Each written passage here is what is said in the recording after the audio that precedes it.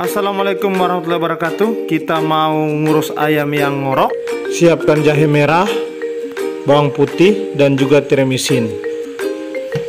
Lalu bawang putihnya kita geprek. Begitu pula jahenya yang sudah kita potong-potong. Kita geprek.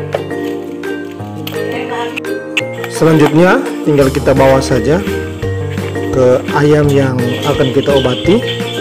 Jadi pemberiannya ini adalah bawang putih yang digeprek tadi, perlahan-lahan kita masukkan. Kemudian kita lanjutkan dengan pemberian jahe merahnya yang sudah digeprek juga. Tujuannya adalah digeprek biar mudah dicerna oleh ayam. Dan yang terakhir adalah kita berikan tiramisin sebanyak 2 kapsul. Maaf, 2 kaplet ya. 2 kaplet tiramisin kita berikan. Pemberian 1 kali dalam sehari.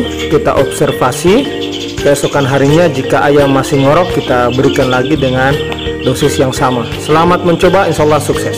Terima kasih. Wassalamualaikum warahmatullahi wabarakatuh.